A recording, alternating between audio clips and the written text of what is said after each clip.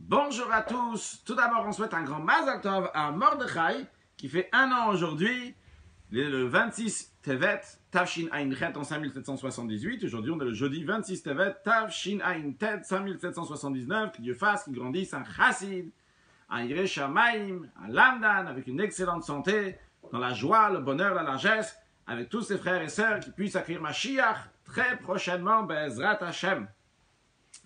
Nous allons étudier la sikha que le Rabbi nous a dit en 5752, c'était le Shabbat 28 Tevet, comme cette année, en 5779 aussi, on est ce Shabbat, c'est le 28 Tevet, une sikha dans laquelle le Rabbi nous dit d'un côté des choses très profondes, et bien sûr aussi comment le mettre dans le concret comme d'habitude.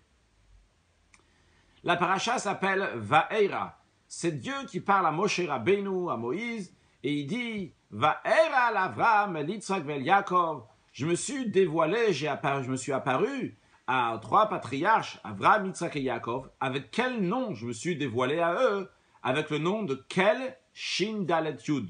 Kel, c'est Aleph Lamed, on dit Kel pour ne pas prononcer le nom de Dieu. Et Shin Dalet Yud, donc c'est le nom d'Isha, et après Dai, pour ne pas le prononcer, on dit Shin Dalet Yud ou Shakai. Ou Shmi Havaye, mais mon nom de Havaye, Yudke Vavke, le tétragramme, l'onodat ilahem, ça, je ne me suis pas fait connaître dans le sens qu'ils m'ont reconnu, comme le commentaire de Rashi explique.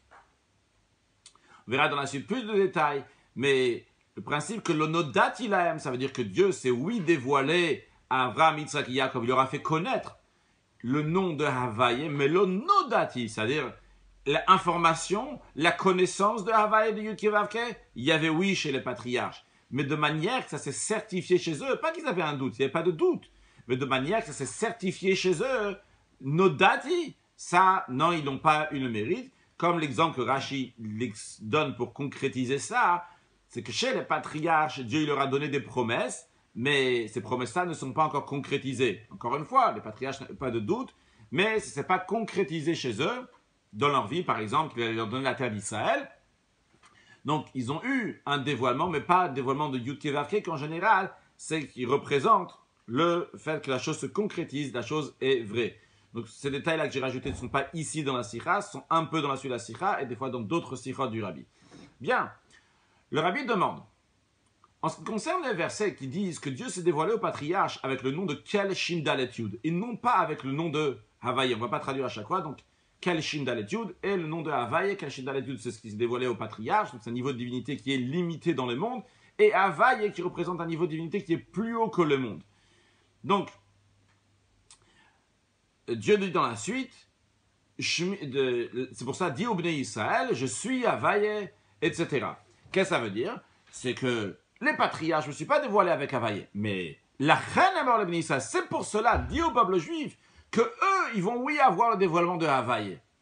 Le Rabbi demande a priori comment c'est compatible.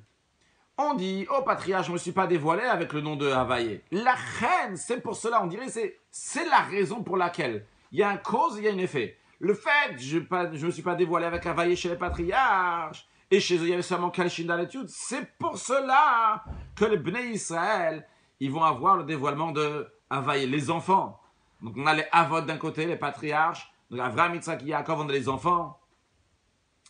Donc les Juifs qui viennent après, on dit, ah, comme les Avot, ils n'ont pas eu ça, les enfants, ils vont avoir. A priori, c'est pas ça, le verset, il vient de dire, ils vont avoir quelque chose de nouveau, qu'ils n'avaient pas chez les patriarches, il ne faut pas dire la reine, pour cela. Deuxième question, le Rabbi demande, le sens de la paracha, c'est quoi? Si on parle de quoi? Du nouveau dévoilement qu'il va y avoir. Jusqu'à présent, il y avait seulement Kel Shin Dalet Yud, et maintenant, il va y avoir le dévoilement de Havaï. Et pourtant, le nom de la paracha, c'est quoi? La paracha s'appelle Va'era. Va'era, c'est le nom qui est donné pour le dévoilement qu'il y a eu chez les patriarches, non pas le dévoilement qu'il va y avoir chez les enfants. Alors, comment ça se fait, le Rabbi dit, toute la paracha s'appelle Va'era, sur le dévoilement des patriarches, alors que le sens, surtout du début de la paracha, c'est que vous, les enfants, Vidatem ki ani Havaï, vous allez savoir que je suis Havaï, un nouveau dévoilement. Donc, deux questions. En deux mots, la première question c'est, pourquoi le verset il dit, je ne me suis pas dévoilé au patriarche avec le nom de Havaï. La reine, c'est pour cela. Dit au Bnei Israël que eux ils vont avoir Havaï. Oui, la reine pour cela. Deuxième question. Toute la paracha, le sens de la paracha c'est le dévoilement de Havaï. Et pourtant la paracha s'appelle Va'era, le dévoilement qu'il y avait chez les patriarches. le rabbi dit, la réponse est la suivante. Le rabbi dit de manière générale la réponse, et les détails vont venir dans la suite. Tout d'abord, le rabbi nous dit, vu qu'ils sont appelés Avot, les patriarches, comme d'ailleurs Rachid le souligne au début de la paracha, va era, c'est je me suis apparu. À qui je me suis apparu? Elle a Avod, Rachid traduit. Je me suis apparu aux patriarches. Donc quand on dit que c'est les patriarches, c'est-à-dire que c'est la source des enfants, d'ailleurs comme le Admour Azaken et son fils le Admour Emtsa, ils disent dans Torah Or, dans Torah Traim, que c'est quoi? Qu'ils sont des Avot, ils sont Shoreshu Makor Kol Neshamot Israël. C'est la source de tous les âmes du peuple juif.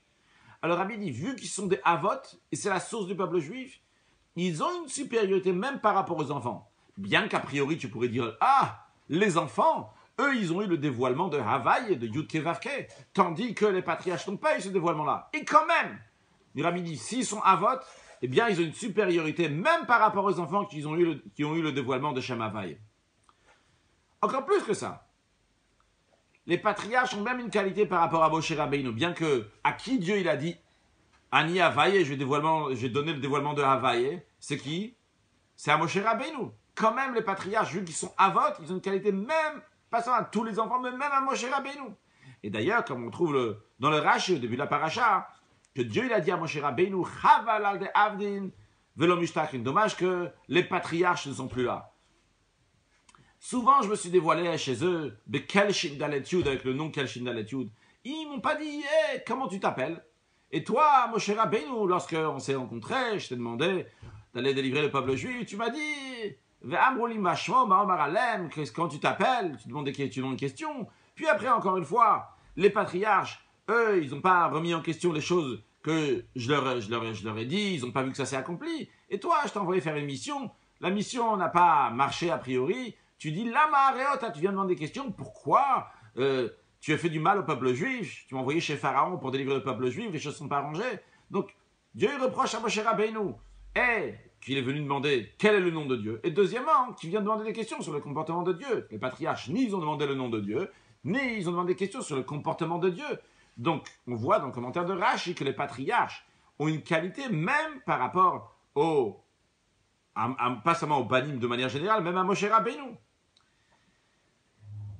Alors, il dit, ça qu'on a dit que les Avot, les patriarches, sont eux qui amènent après tout ce qu'il va y avoir chez les enfants. Ils sont au-delà d'eux. Quand il y a écrit Va'era el Avot, Moshe Rabbeinu, Rashi dit Va'era el Avot, je me suis montré, j'ai apparu au patriarche. C'est ça qui entraîne qu'il va y avoir le dévoilement aussi chez les enfants. Comme il y a écrit sur certaines choses que le père il transmet aux enfants plusieurs qualités. Comme il y a écrit aussi que Maase Avot Siman Nabanim, que ce qui s'est passé avec les patriarches se passe aussi avec les enfants. Quand il se passe, c'est aussi Netinet Koach, ça donne la force pour les enfants. Et en effet, ce qui est écrit dans la paracha, Va'era elle a Abraham, je me suis montré à Abraham, etc. La reine, c'est une conséquence. Puisque je me suis montré à Abraham Avinu avec Kel Shindalet Yud, et puisqu'il y a des Avot, puisqu'il y a des patriarches, c'est pour cela, et uniquement pour cela, que les enfants, en conséquence de ça, vont avoir le dévoilement de Havaï. Comment ça se fait? Ça, on va voir dans la suite. Avant de continuer ce que le Rabbi dit sur Seif Gimel, juste une petite introduction, basée sur ce que le Rabbi explique dans d'autres sichot, qui correspond aussi dans l'esprit de ce qui est dit ici. Nous allons voir la qualité, la particularité de ce qui s'est passé à Matan Torah au moment du don de la Torah. La Torah, on étudiait déjà avant le don de la Torah. Qu'est-ce qui s'est passé? Qu'est-ce que de nouveau il y a eu à Matan Torah? Eh bien, le Midrash donne un exemple d'un roi qui a dit que les gens qui habitent à Rome n'ont pas le droit de descendre en Syrie. Et les gens qui sont en Syrie n'ont pas le droit de monter à Rome. Et un jour, le roi, il a annulé le décret. Le Midrash nous dit c'est la même chose aussi. Dieu, il a dit, au début de la création, le ciel appartient à Dieu et la terre aux êtres humains. Ce qui veut dire que le spirituel reste du spirituel et le matériel reste du matériel. Et au moment du don de la Torah, Dieu, il a enlevé cette gzeira, ce décret, cette coupure qui est entre le spirituel et le matériel, que maintenant le matériel et le spirituel peuvent fusionner. Et ça, c'est le point du chidouche de Matan Torah, la particularité de Matan Torah. En quoi c'est fait cette particularité de Matan Torah? C'est parce qu'il y a eu le dévoilement de Shem Havaï, ce qui a été promis donc dans cette paracha à Moshe Rabbeinu que le peuple juif vont sortir d'Égypte. Vidatem ki ani Havaï, vous allez savoir que je suis Havaï, je suis Yudke Vavke. Ça s'est dévoilé à Matan Torah. Au moment de Matan Torah, lorsque ça s'est dévoilé, c'est ce qui a fait qu'on peut avoir le lien entre le haut et le bas.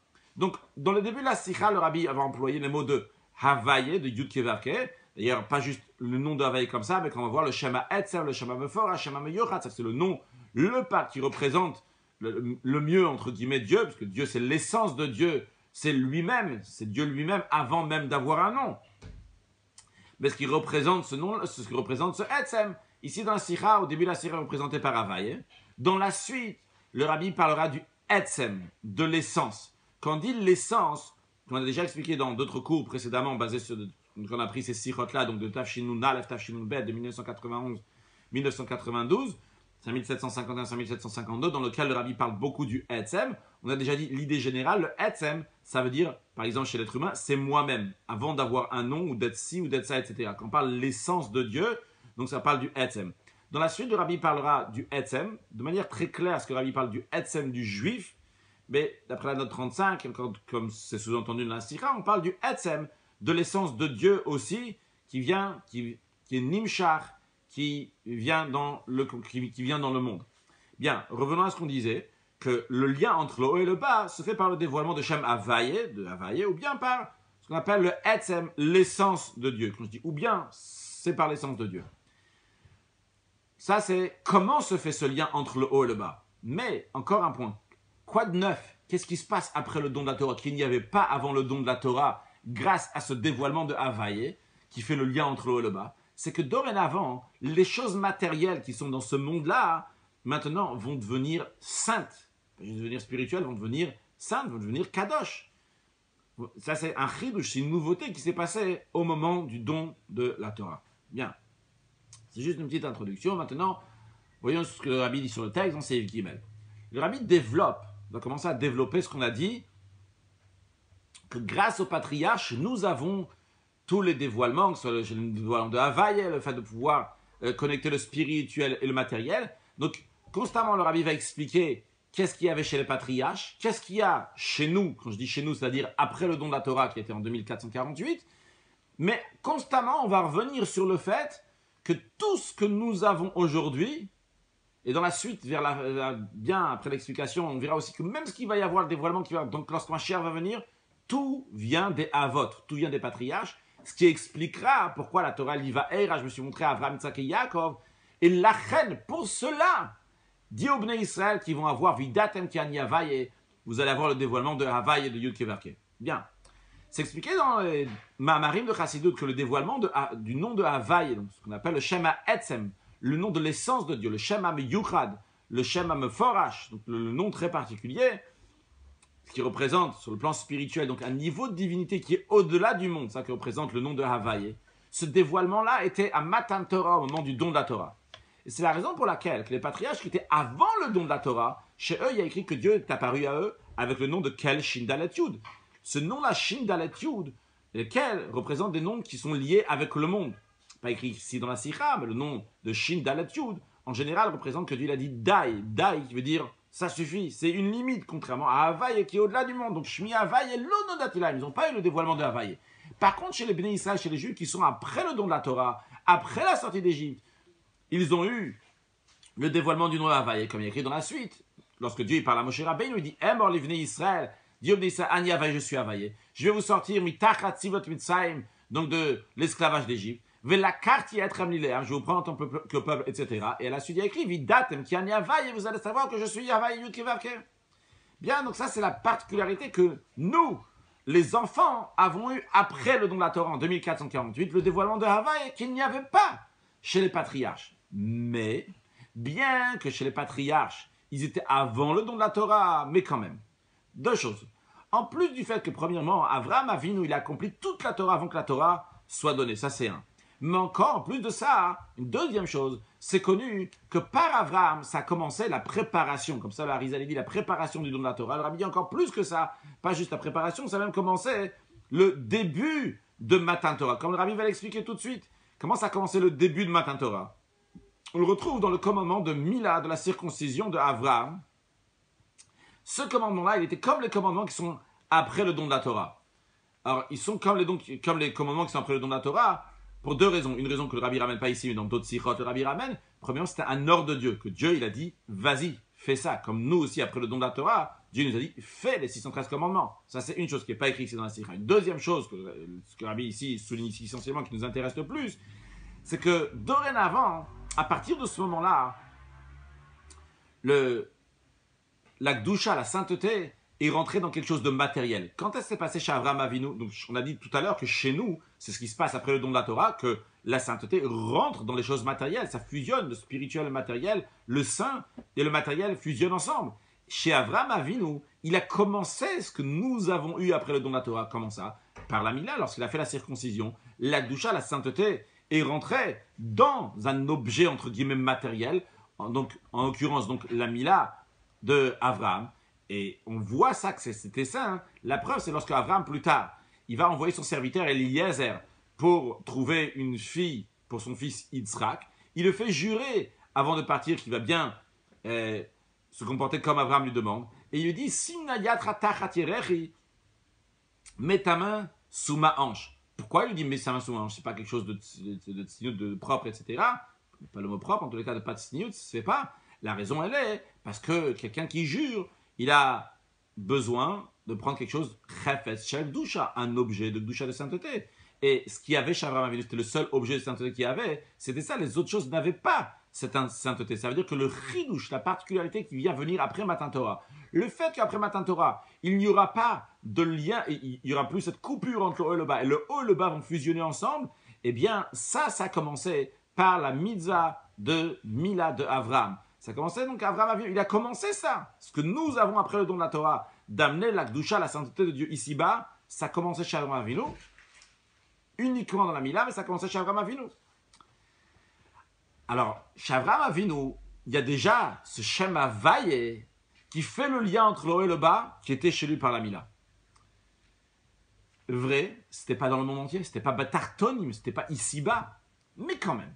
Bien que c'était pas dans le monde entier, mais Avraham Avinu a préparé ce qui va se passer dans le monde entier. On le retrouve dans le comportement d'Avraham Avinu, c'est lié avec le Tarton et avec le monde entier, et pas seulement avec Samila. Comment ça? On le retrouve ça lorsqu'il a fait jurer son serviteur. Et sur deux points. Premièrement, pourquoi il a fait jurer? Deuxièmement, qui l'a fait jurer? Premièrement, pourquoi il a fait jurer? C'était en ce qui concerne le mariage de Yitzhak et de Rivka. Le Admour Azaken explique longuement dans Torah Or, on a expliqué ça longuement, dans l'écoute Torah, l'Admour Azaken explique ça longuement, et nous avons déjà parlé de ça dans la Sikha de Chaïsara Tafshin Nunbet, comme le Rabbi l'explique, il développe longuement, cette notion de Yichud de Ma et Ban.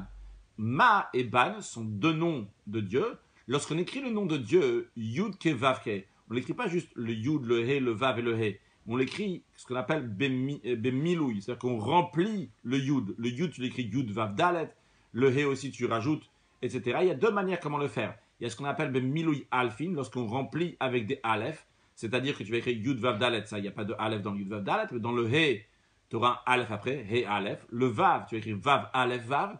Et après, le dernier He, encore une fois, avec un Aleph, He Aleph, ça s'appelle Bemilouï Alfin, tu as rempli avec des Aleph partout où tu pouvais en mettre. C'est la valeur numérique de 45. Donc, ce qu'on appelle le Ma, même He, qui est la valeur numérique de 45. Puis, si tu fais Bemilouï Hein, si tu vas remplir avec des He partout où tu peux, eh bien, tu auras 52. Comment ça? Lorsque tu fais Yud Vav Dalet, donc là, il n'y a pas de He. Après le He, tu écris He He. Après le Vav, tu écris seulement Vav Vav, sans mettre quelque chose entre le Vav et le Vav, donc Vav Vav. Et après, tu écris He He. Eh bien, ça fait 52, qui s'appelle le Shem Ban, le nom de Ban. Ces deux notions-là, ces deux noms-là, le nom de Ma et de Ban, représentent un niveau de divinité qui est très haut, et le niveau de Ban, un niveau de divinité qui est lié avec la matière. Donc, le Ma, c'est le spirituel, le Ban, c'est la matière.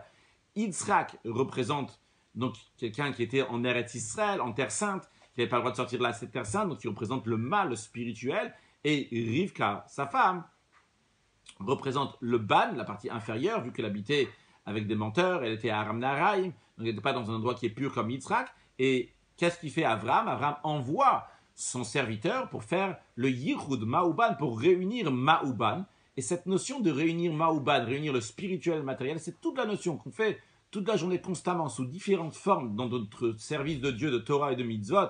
et dans la vie de tous les jours, notre comportement quotidien qui correspond à ce que Dieu nous demande évidemment, eh bien on fait Yichud Ma'uban, l'union entre le spirituel et le matériel. Donc Avraham Avinu avait en effet amené la Gdusha, la sainteté uniquement dans sa Mila, mais à travers cela, il avait déjà préparé le terrain, si on veut dire, au monde entier. Ça s'exprime. Donc, qu'est-ce qu'il a fait en faisant jurer son serviteur? Il a préparé le terrain pour Yichud Ma'uban, qui est donc tout Torah au Mitzvot, c'est Yichud Ma'uban. Par cela, on amène la Gdusha ici-bas, en faisant Yichud Ma'uban, l'union du spirituel et du matériel. Ça, c'est un. Deuxième point, on a dit, par qui il a fait ça? C'était avec qui qu'il a demandé de le faire? C'était à Eliezer. Eliezer, son serviteur. Lorsque Avraham a dit à Eliezer d'aller chercher une fille pour son fils Yitzhak, Eliezer lui a proposé sa propre fille. Dieu lui a dit, toi Eliezer, tu descends de Canaan. Canaan, il a été maudit donc par Noach. Donc toi tu es maudit. Moi je descends de Shem qui a été béni par Noach. Et donc toi tu es une descendance de maudit, moi je suis une descendance de béni. Et le béni et le maudit ne peuvent pas coller ensemble. Ça c'est ce qu'Avraham il a dit à Eliezer. Et pourtant, Avraham, il prend Eliezer, qu'il envoie dans cette mission. L'idée de prendre Eliezer, bien qu'Eliezer il est ce qu'il est, et Avraham il est ce qu'il est, et quand même, il prend Eliezer, eh bien, ça montre l'idée de prendre l'obscurité et de la changer en lumière. De prendre quelque chose qui est amer, de le changer en doux. Que par cela, ça se fait le lien entre le haut et le bas à la perfection. Il n'y a pas ici maintenant, c'est vrai, c'est Eliezer. Eliezer, c'est un Kenan, c'est un esclave, Kenan qui a été maudit. Et Avraham, il est donc Avraham de la descendance de Shem qui a été béni, etc. Et quand même, il lui demande d'aller faire cette mission-là, de faire le shidur le mariage dont Yitzhak et Rivka par Eliezer, justement, pour lier ici, donc, le bas et le haut ensemble dans la perfection. Qu'est-ce qu'on voit de tout cela? Ce que Rabbi veut nous en faire sortir, c'est que Avraham Avinu, chez lui, ça commençait déjà cette particularité de faire le lien entre le haut et le bas. C'est la raison pour laquelle Rabbi nous dit, quand on dit Va'era el Avraham el Yitzhak, c'est ça que je me suis dévoilé à Avraham. Avec quel nom je me suis dévoilé à Avraham? Mais quel Shindalet Yud? Quand est-ce que c'était Dieu s'est dévoilé à Avraham avec quel Shindalet Yud? Comme le commentaire de Rashi le dit dans notre paracha. Je me suis dévoilé à Avraham lors de la paracha de la section que la Torah parle de la circoncision. Là-bas, j'ai dit Ani quel Shindalet Yud? Je suis le quel Shindalet Yud?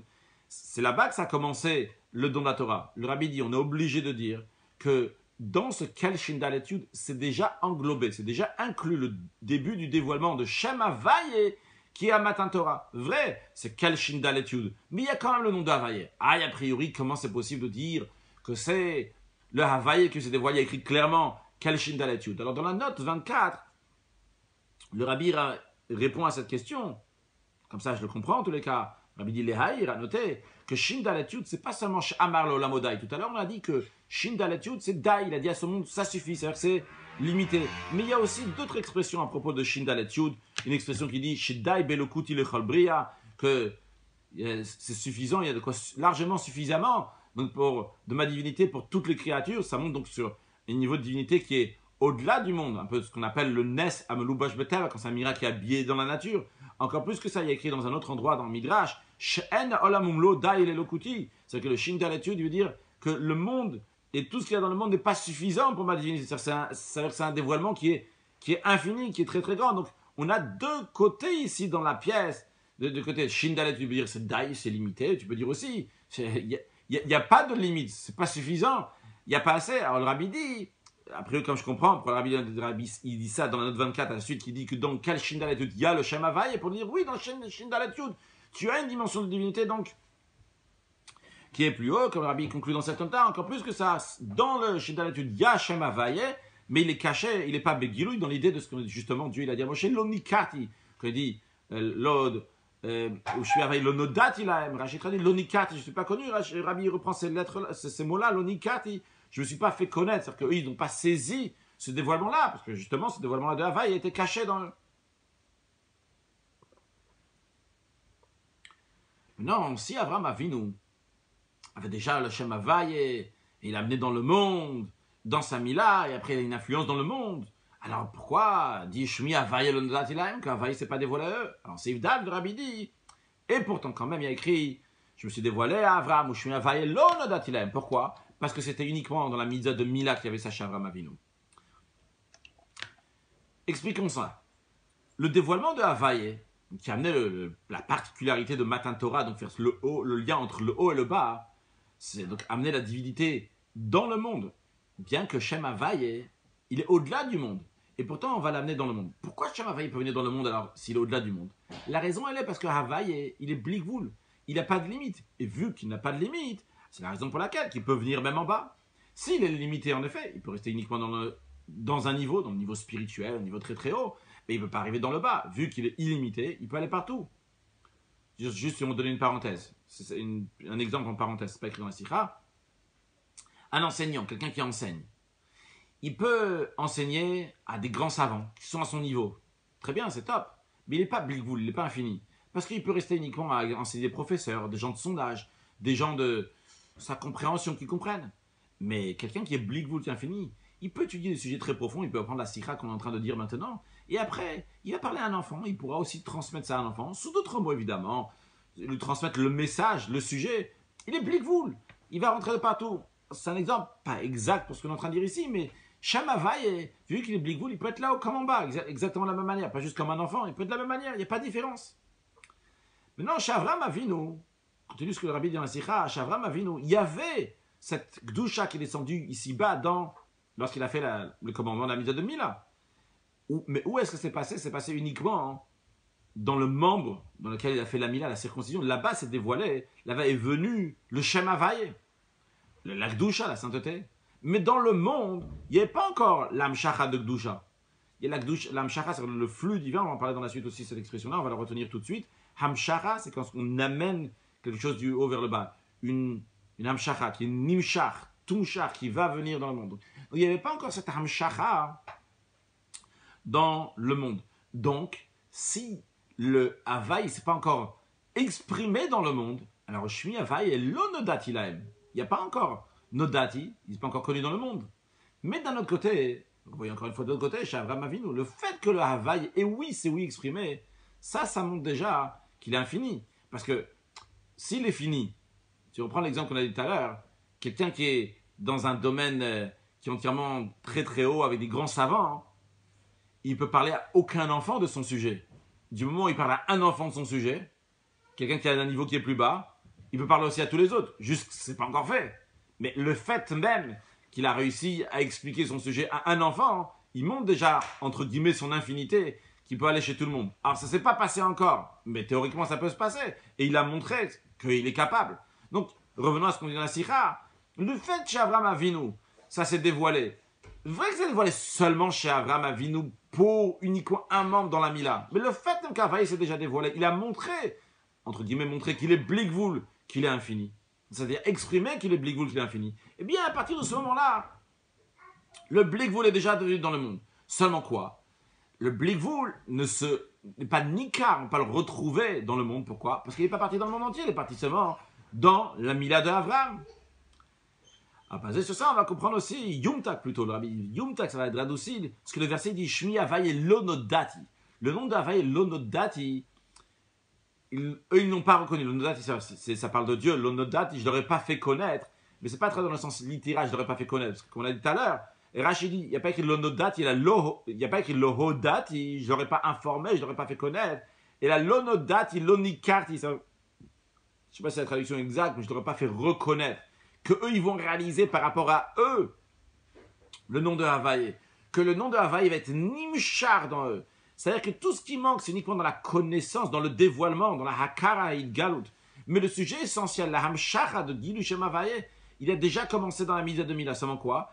Il n'était pas nikar, il n'était pas reconnu dans le monde entier. Et quand il n'est pas reconnu dans le monde entier aussi, pas par rapport au patriarche, c'était uniquement chez Avram Avinu dans la Mila, mais ce n'était pas partout. Donc la Hamshara de dévoilement de Havaï a déjà commencé chez Avram Avinu. Mais ça qui va être nikar, et qui va être midgalé, qui va être connu, qui va se dévoiler, ça, il n'y avait pas encore. C'est pour ça qu'on dit l'onodati, pas l'ohodati. Il y avait quelque chose, mais ce n'était pas entièrement. Bien. Ce que le rabbi nous a expliqué jusqu'à présent, donc c'est chez Avram Avinu, il y a eu le Gilui Shem Havaï. Comment? Au Mandamila. Qu'est-ce que ça a fait en conséquence de ça? Le lien entre le haut et le bas. Que la Gdusha, la sainteté, va rentrer dans la Mila. Mais vu que c'était uniquement chez Avram Avinu, on dit le Shmi Havaï, l'onodati laem. Je ne vais pas faire reconnaître chez eux de manière que ce soit dans la conscience du monde entier. Le Shem Havaye, ça, il n'y avait pas encore chez les patriarches. Mais ça a commencé clairement chez Avraham Avinu par la Mila, ça continue évidemment par Yitzhak et Yaakov, etc. Bien, ça c'est la première partie de l'explication de la Sira. D'ailleurs, cette première partie nous explique déjà, on donne une idée pourquoi il y a écrit la reine est mort les bénis Israël. Pour cela, dit au peuple juif que je suis Havaye et je vais me dévoiler avec Havaye. Parce que déjà chez les patriarches, il y avait déjà le Shem Havaye. Encore une fois, ce n'était pas Begiloui comme on a vu dans la note 24. C'est écrit dans le Kalshin Dalet Yud. Là-bas, dans ça, c'était caché dans le Kalshin Dalet Yud le nom de Havaye. Mais ça a déjà commencé. Et la preuve, c'est la Mila qui amène la Gdusha, la sainteté, dans ce monde. Maintenant, si on peut dire dans la deuxième partie, ou dans tous les cas dans la partie plus profonde, puisque le rabbi commençait ici en disant de manière plus profonde, en plus du fait de ce qui a été dit donc jusqu'à présent, qu'il y a le lien, ça commençait donc le lien entre le haut et le bas dans la mitzvah de Mila, il y a quelque chose de plus qu'il y a chez les patriarches, et quelque chose de plus qu'il y a chez les patriarches va aussi venir chez les enfants, mais c'est un plus encore qu'il y a chez les patriarches. C'est-à-dire, ce qu'on a expliqué jusqu'à présent, c'est que le patriarche Abraham, il a commencé à faire le lien entre le haut et le bas, et comme ça continue aussi chez les enfants. Donc le fait que nous, les enfants, continuons, c'est parce que c'était chez les patriarches. Le rabbi va nous dire maintenant un deuxième point qui était chez les patriarches, et qui commence chez les patriarches, et qu'à travers ça, les enfants vont avoir aussi cette qualité-là. Mais tout d'abord,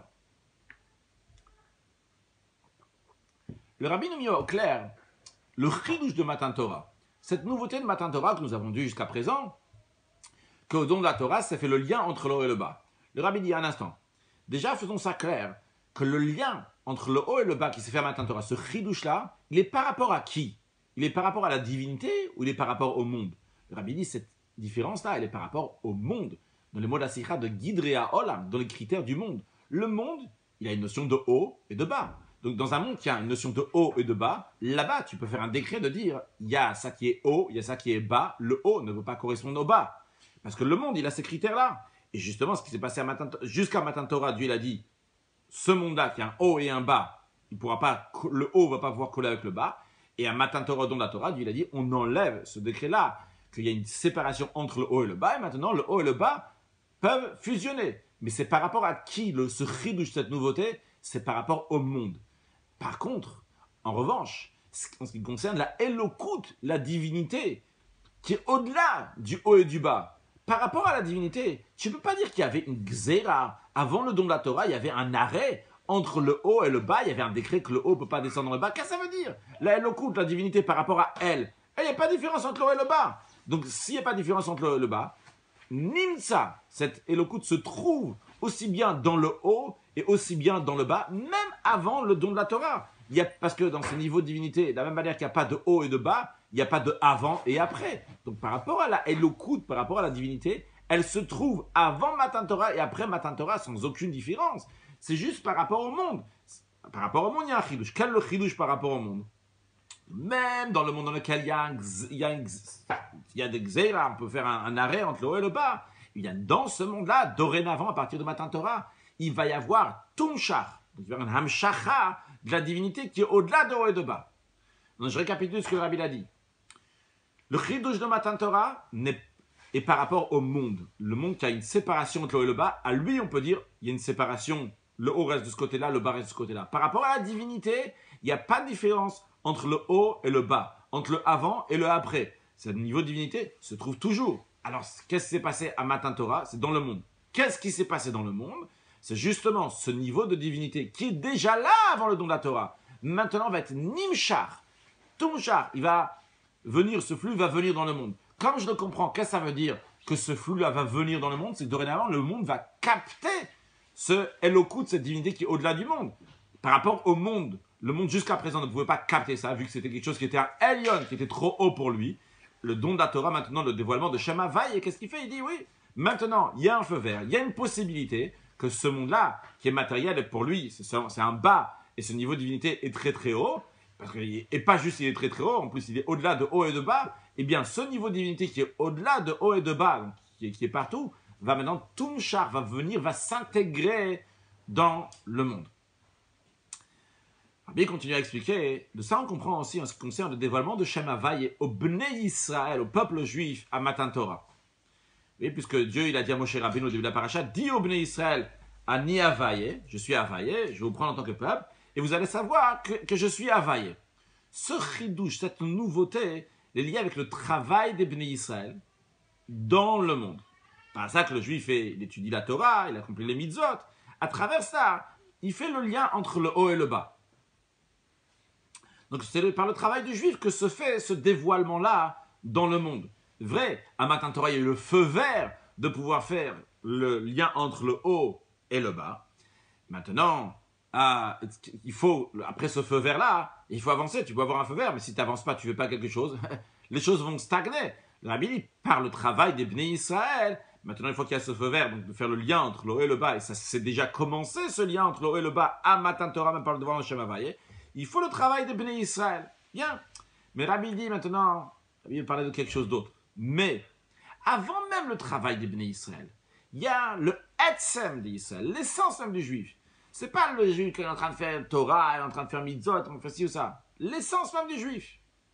Je vais prendre un exemple qui n'est pas dans la Sikha, dans l'idée, peut-être l'exemple n'est pas exactement exact. Je vais le ramener ailleurs. Un enfant qui fait rien encore. Il y a juste un petit bébé qui fait des sourires, il ne fait même pas encore de sourire. Il ne fait pas encore de travail. C'est son Etzem, il est là. Il n'est pas maintenant professeur, parent, ci, ça, truc comme ça. Il est juste un petit bébé. C'est son Etzem. Nous aussi, avant qu'on soit ci, ça, il y a notre Etzem. Ça, c'est chaque être humain. Et en ce qui concerne ici, c'est le Etzem de Bnei Israël, l'essence de Bnei Israël.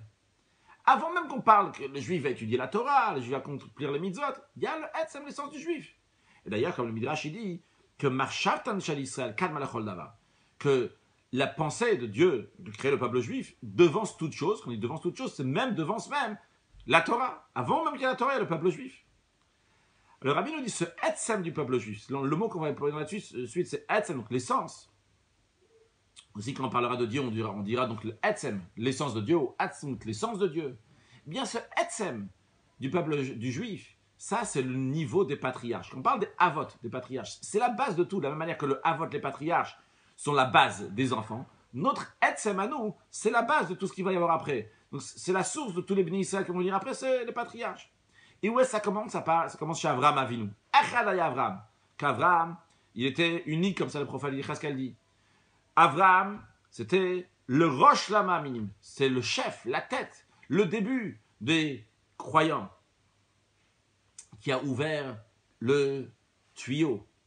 Il a donné la force à Koach HaEmuna, la force de la Emuna, comme le Rabbi dit dans note 33, que la force de la Emuna, c'est-à-dire le Malama Sechel, au-delà du cerveau.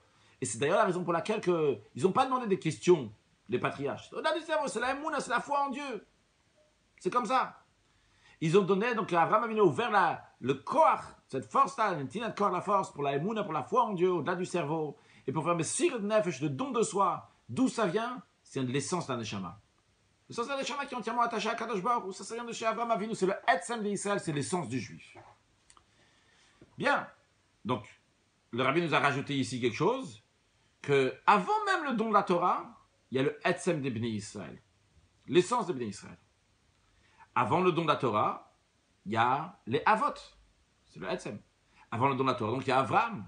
Avant le don de la Torah, il y a la Emuna, il y a la foi en Dieu. Qu'est-ce que vient faire maintenant Matan Torah, d'après cette explication-là? Avant de continuer, qu'est-ce que vient faire Matan Torah? Juste à noter, cette idée-là que le Rabbi explique maintenant, en ce qui concerne le juif, que dans lui, il y a le Etzem, avant même le don de la Torah, correspond, comme je le comprends en tous les cas, à ce que le Rabbi a dit juste avant, qu'avant le don de la Torah, il y a déjà la divinité qui se trouve dans le monde entier. Juste qu'elle n'est pas nimshach, elle ne vient pas dans le monde. Et pour l'instant, avant le don de la Torah, de la même manière que dans le monde, il y a cette divinité qui ne vient pas dans le monde. Donc cette divinité qui se trouve dans le monde, mais elle ne vient pas, elle ne s'intègre pas dans le monde. De la même manière aussi, le Rabbi est en train de nous dire ici, avant le don de la Torah, avant même que les Juifs ont reçu la Torah, il y a le Etzem d'Israël, l'essence des Juifs. Mais cette essence-là, cette émouna, ne s'est pas encore intégrée dans le cerveau du juif, dans les sentiments du juif, dans sa pensée, dans sa parole, dans ses actions, dans sa vie de tous les jours. Alors Rabbi nous dit maintenant, quel est le chidouche, la particularité du dévoilement de Havaï Matan Torah? Qu'est-ce qui se passe? Maintenant, c'est que l'essence du juif, le niveau des Avot des patriarches, il va venir et se dévoiler, même dans ce qu'on appelle les Gilouim. Les Gilouim, c'est les dévoilements, ce qu'on appelle les Kochot HaNefesh, les forces de l'âme, contrairement à ce qu'on appelle le Etzem, l'essence. On donnait tout à l'heure l'exemple de l'enfant. Tout simplement qu'il n'y a pas encore il ne dévoile pas encore ses qualités. Mais après, les Gilouim, il va devenir intelligent, il est capable de parler, il est capable de s'exprimer, de dire certaines choses, de faire certaines choses. C'est déjà des Gilouim, c'est déjà donc il amène ça concrètement. Alors, la particularité de Matan Torah, c'est quoi? C'est de prendre ce Etzem, qu'on a déjà des Avot, des patriarches, et les mettre dans les Gilouim, dans les dévoilements. Commençant par la première force que nous avons à l'intérieur de nous, c'est la Chorma, la sagesse. Et d'ailleurs, ça correspond au fait qu'il y avait Avraham, Avinu, donc c'est les patriarches qui représentent la Emouna, la foi en Dieu, le Etzem, l'essence. Et après, il y a Moshe Rabbeinu. Moshe Rabbeinu vient, qui est la Chorma, la sagesse.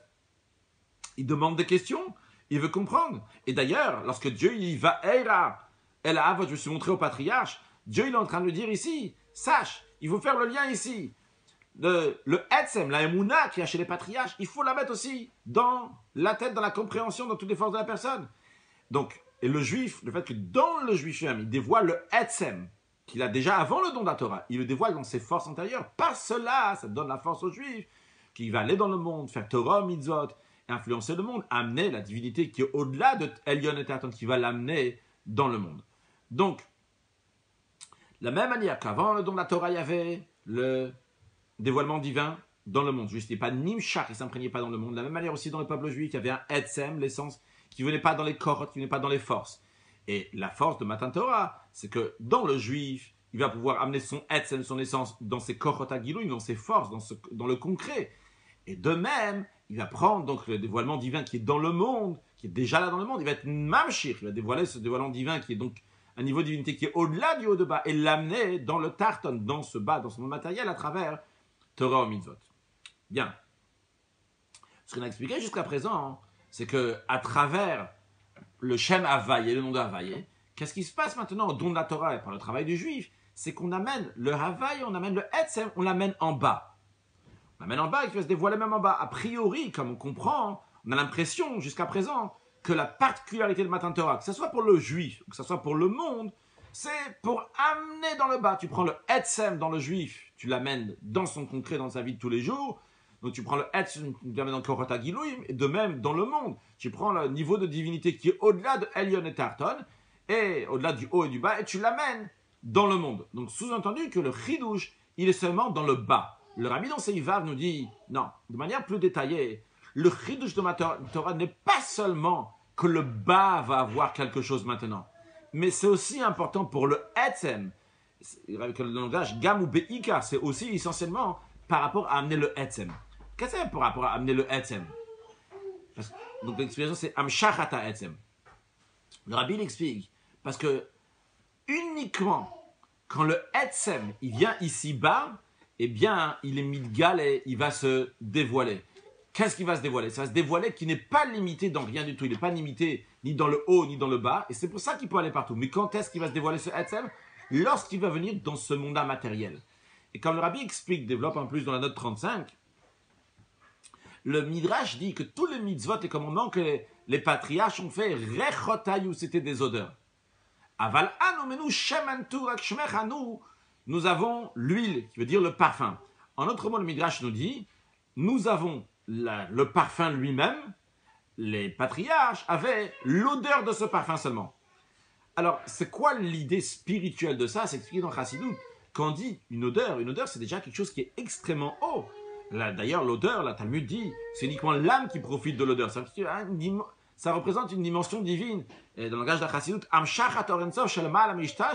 c'est une lumière infinie qui est au-delà de l'enchaînement du monde. C'est pas quelque chose qui est carré, qui rentre dans les mondes, une divinité, un niveau de divinité qui dévoile les mondes. Ah, c'est très très bien, un niveau de divinité qui dépasse les mondes, c'est énorme, c'est très très haut. Mais il n'y a pas encore ici le Etzem. C'est seulement un réar, c'est seulement une odeur. Tu n'as pas encore le Etzem. Le Etzem, c'est quand tu vas voir l'huile lui-même, pas seulement un réar, ce qui découle de ce parfum. Tu vas voir le Etzem lui-même. Et comment on amène ce Etzem? Comment on amène le Etzem? C'est uniquement par le travail des banim, par le travail des enfants. Quand ils font Torah Mitzvot, ils font Torah Mitzvot ici-bas. Après le don de la Torah, ils amènent Akadosh Baruch Hu dans ce monde matériel. Donc, qu'est-ce que ça veut dire? Nous, après le don de la Torah, on a affaire avec des choses matérielles dans ce monde. Pas comme les patriarches, c'est des choses spirituelles, il n'y a pas des mitzvot matérielles. C'est un point qu'on n'a pas discuté avant, mais c'est discuté dans le Chassidut. Donc nous, on a des choses qu'on fait matériellement. Le patriarche pouvait faire des choses matériellement, mais en tous les cas, ça n'avait pas dans le matériel. Nous, on fait des choses dans le matériel, et c'est souligné que c'est particulièrement dans le matériel. Et par cela, nous avons l'huile, nous avons le parfum, nous avons le etzem. Donc, qu'est-ce qu'on voit ici? On voit que quand est-ce que le etzem va venir? Le etzem, donc en faisant référence à Atzmut, l'essence de Dieu, quand est-ce qu'elle vient? Elle vient lorsqu'elle est liée avec le bas. Donc, quand est-ce que le rabbi va sortir de cela? Que le chidouche de Matan Torah n'est pas un chidouche seulement par rapport au Mata, le bas. Le bas va recevoir maintenant un dévoilement qu'il n'y avait pas avant le don de la Torah, mais aussi par rapport au etzem. Pour que le etzem il soit midgalé, il va se dévoiler vraiment c'est quoi le etzem, qu'il n'y a pas de limite entre le haut et le bas, c'est uniquement lorsque le etzem il vient, il se dévoile ici bas dans ce monde matériel. Donc même par rapport au etzem, entre guillemets, vraiment entre 1000 guillemets, excusez-moi si je parle comme ça, il est gagnant. Quand est-ce? Une fois qu'il va venir ici-bas. Évidemment, ce n'est pas le mot du rabbi dans la sikha, le rabbi parle ça dans des mots très chassidiques et fins. En tout cas, donc le etzem, quand il vient ici-bas, à ce moment-là, il est midgalé, à ce moment-là, il va se dévoiler. Donc même pour le etzem, il y a quelque chose un plus qui se fait, qui est midgalé uniquement ici-bas. Avant ça, le etzem n'est pas midgalé. Il est là, encore une fois, il est là. De la même manière qu'avant le don de la Torah, il y a le dévoilement divin donc, qui est au-delà du haut et du bas qui se trouve ici. De même que dans le juif, il y a le etzem avant le don de la Torah, mais qui ne vient pas encore dans le corps dans ses forces. Mais quand est-ce qu'il va être midgalé quand il doit se dévoiler lorsqu'il vient ici-bas? Maintenant, si on parle du etzem qui vient ici-bas, encore une fois, et quand on dit il vient ici-bas, c'est par rapport à nous après le don de la Torah. Et quand on dit qu'on a tout le etzem, c'est aussi chez nous après le don de la Torah, parce qu'il vient ici-bas. Et a priori, c'est quelque chose qui n'est pas chez les patriarches. Alors encore une fois, le rabbi revient maintenant sur le revers de la médaille. Hop, on repart maintenant. Non, chez les Avot aussi, chez les patriarches aussi, il y avait ça. Comment chez les patriarches il y avait ça? Par la mise de Mila.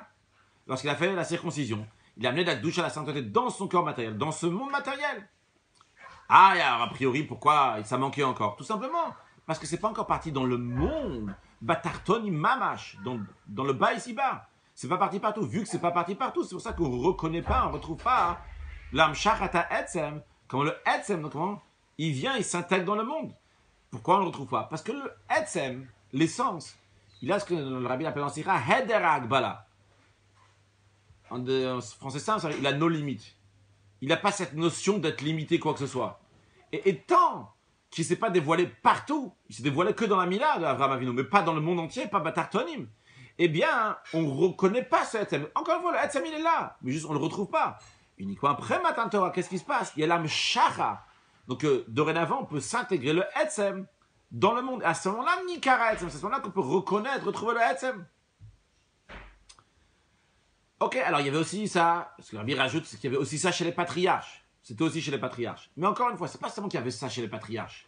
C'est que nous avons la force d'amener le etzem ici-bas. C'est grâce à ça que chez les patriarches, ils ont pu amener le etzem ici-bas. Et comme le Rabbi dit, quand même, cette force-là pour que nous amenons le etzem ici-bas, c'est par les avot. Va eir alav, je me suis montré aux patriarches. Pourquoi? Parce que le travail des banim des enfants après Matan Torah, c'est quoi notre travail essentiellement? C'est qu'on s'habille, entre guillemets, dans les sujets du monde. On a affaire dans les sujets du monde. On est dans un monde dans lequel il y a le Elyon, il y a le Tarton. Donc on est lié avec le Elyon et le Tarton. Et ce qu'on connaît, dans les exemples, si vous voulez, qu'on a dit tout à l'heure, on connaît plutôt les Korot HaGiluim, les qualités. Qu'est-ce qu'on est en train de faire? On est en train de faire ci, on est en train de faire ça. Nos mitzvot sont avec des choses matérielles. On ne retrouve pas le etzem de manière dévoilée chez nous. Ce qu'on retrouve de manière dévoilée, c'est tout le travail que nous faisons. Par contre, chez les patriarches, le rabbi dit, le travail essentiel, c'était quoi? Ça venait de etzem anachal. L'essence d'anachal, c'est ce qui était souligné chez eux. Et par cette force-là, nous, après les enfants, qui héritons donc la qualité des patriarches, nous héritons le etzem des patriarches, eh bien, on va dévoiler, concrétiser ça ici-bas. Donc on va amener le etzem dans ce monde-là matériel, mais grâce à qui? Grâce au avot, au patriarche. Et puis à la fin de ces Ivav rajoute une note qui va dans l'esprit de ce qu'on a dit. Yeshloma, Matan Torah, le don de la Torah c'est quoi? C'est le mariage du peuple juif avec Akadosh Baruch Hu. Comme il y a écrit, Yom Chatunato, l'expression de Yom Chatunato, le jour de son mariage de Dieu, c'est Matan Torah, c'est le don de la Torah. Rabbi dit, c'est le jour de Matan Torah qui est le mariage des peuples juifs, donc des banim, des enfants, avec Dieu. Eh bien, il y a les Avot qui viennent.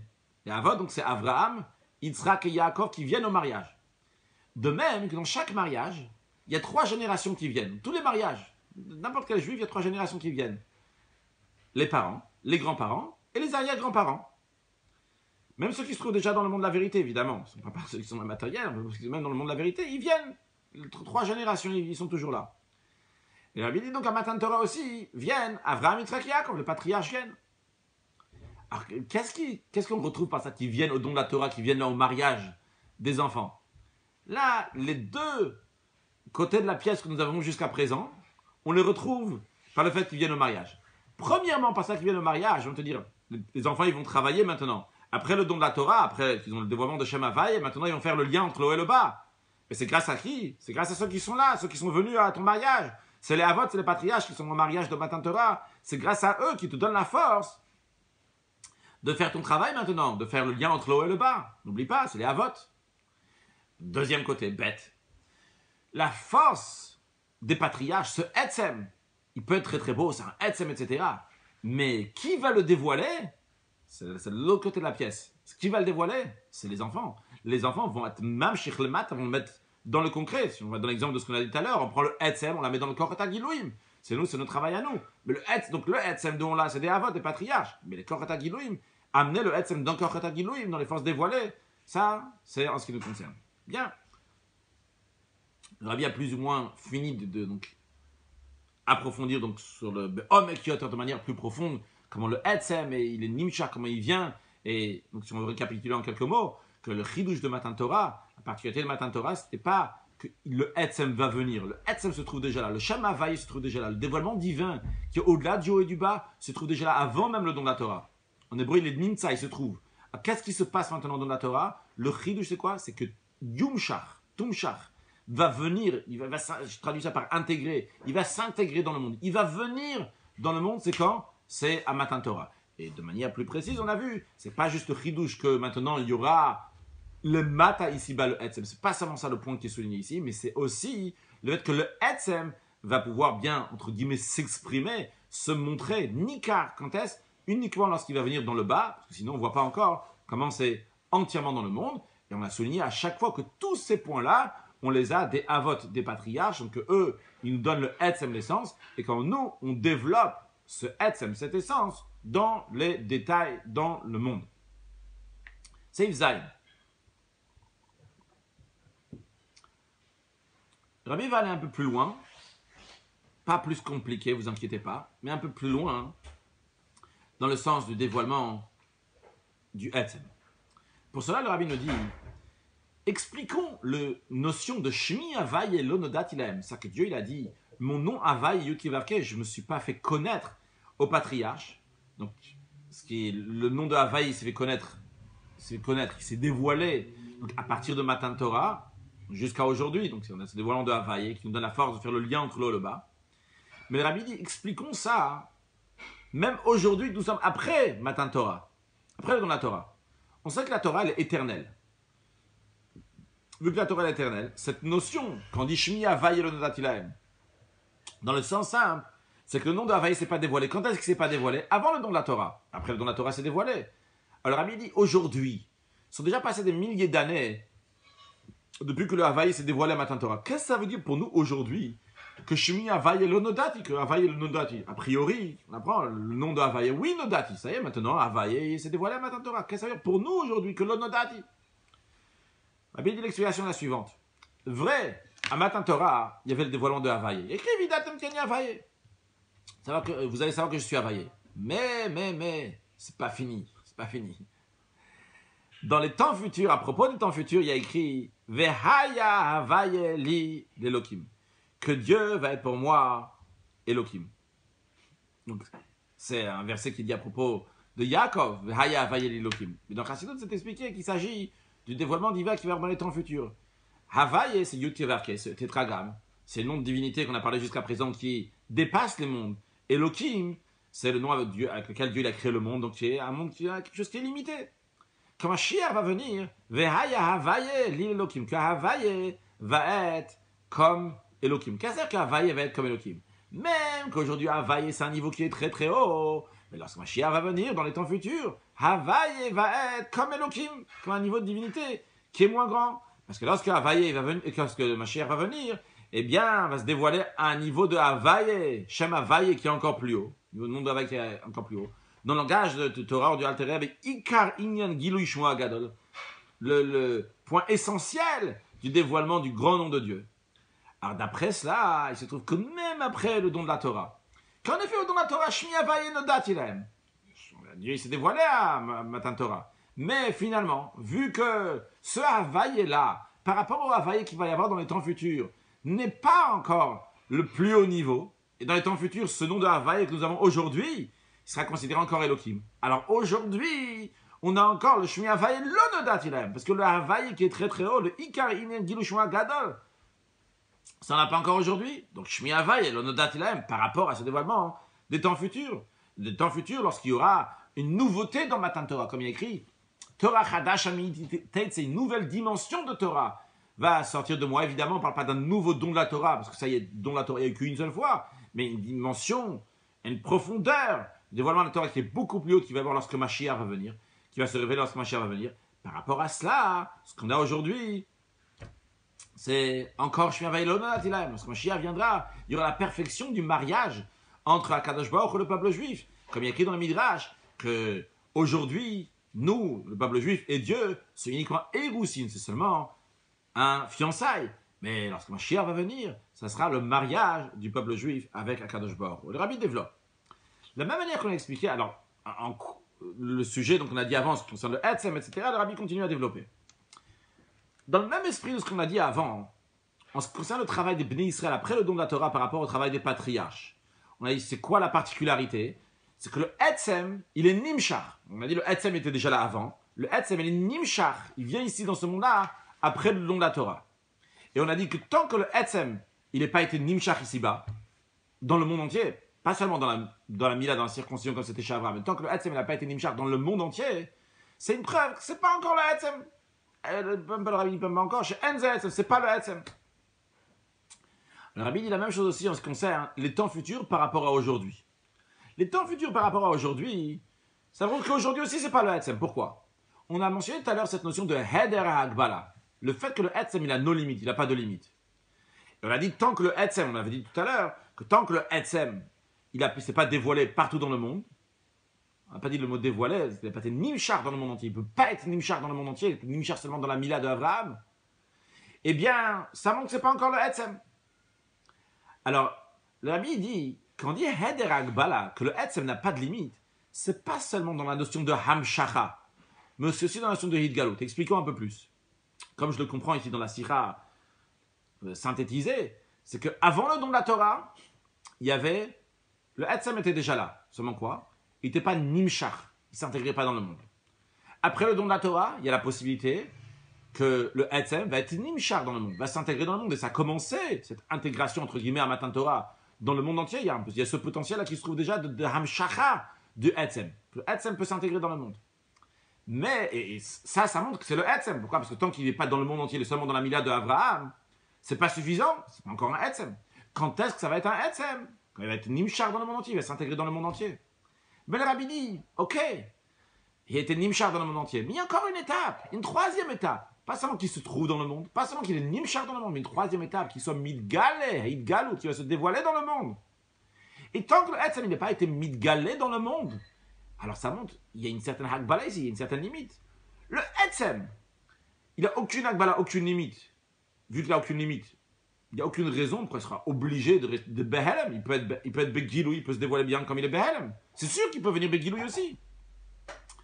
Alors, c'est la raison pour laquelle le Rabbi dit, puisque par nos actions dans Torah Mitzvot, jusqu'à présent, depuis le don de la Torah jusqu'à aujourd'hui, ça se fait seulement la Hamshacha ici-bas. Vous voyez, ça s'intègre ici-bas. Mais il n'y a pas encore le Gilouï, il n'y a pas encore le dévoilement. Le dévoilement ici-bas dans ce monde-là va être uniquement dans les temps futurs, comme le prophète Ishaïa a dit.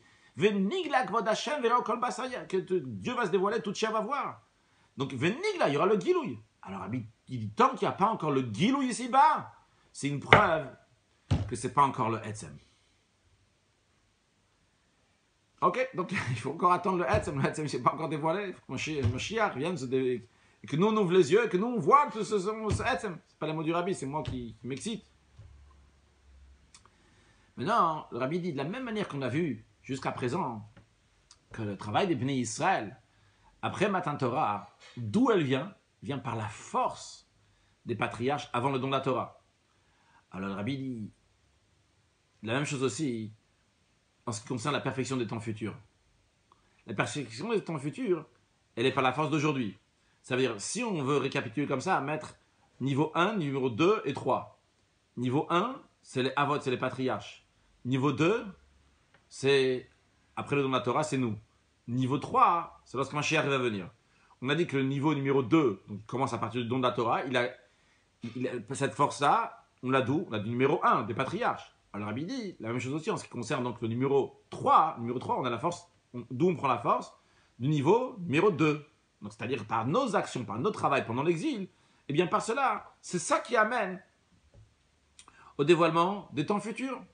Et d'ailleurs, c'est la même idée que numéro 1 qui passe au numéro 2, la même chose aussi pour le numéro 2 qui passe au 3, c'est-à-dire, la même manière que les patriarches, chez eux c'était quoi? C'était le Etzem, c'était l'essence qui était là.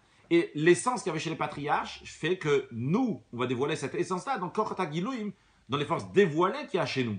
Le Rabbi dit aussi, aujourd'hui, pendant l'exil, dans le numéro 2, dans l'étape numéro 2, nous aussi on a ce travail-là de Etzem qui est très fort. Pourquoi? C'est connu que la force de Messirut Nefesh, du don de soi, c'est particulièrement pendant l'exil. Quand on est en exil, et le juif il a besoin de faire Messirut Nefesh, il dévoile donc toute son essence. C'est l'essence qui est en train de se dévoiler, c'est pas sa capacité intellectuelle, c'est il se donne totalement à Kadosh Baruch Hu. Donc nous aussi on a ce niveau de Etzem que nous dévoilons et qui amène au dévoilement de numéro 3. Le Rabbi dit, Olahosif, rajoutez encore plus que ça. Pas seulement ce qu'on vient de dire à l'instant, que nous, numéro 2, on amène au numéro 3. Mais en vérité, le numéro 3, ce dévoilement des temps futurs, est déjà dans le niveau numéro 1, dans la force donc des patriarches. Comment ça? Le Talmud dit que Shlosha, il y a 3 personnes qu'Akadosh Baruch Hu leur a donné un avant-goût des temps futurs, tout en étant dans ce monde-là. C'est qui? C'est Avraham, à propos duquel il y a écrit Bakol, Yitzhak, à propos duquel il y a écrit Mikol, et Yaakov, à propos duquel il y a écrit l'expression de Kol, Bakol, Mikol, Kol. Alors, ils ont déjà eu un avant-goût des temps futurs. Et l'essentiel, la perfection de ce dévoilement-là, parce qu'ils ont seulement un Me'ein Olamaba, une ressemblance des temps futurs. Quand est-ce qu'on aura cette perfection de ça? Ça va être dans les temps futurs. Il y aura la perfection de Bakol, Mikol, Kol, donc ce dévoilement divin, pas seulement chez les patriarches, mais chez tous les Bnei Israël, puisque la perfection des temps futurs, elle se fait par le travail de tous les Bnei Israël, par la force des patriarches. Donc Rabbi nous dit que même le dévoilement numéro 3, donc l'égal ou le dévoilement qui lorsque Mashiach va venir, commence, on prend aussi la force des patriarches des Havot.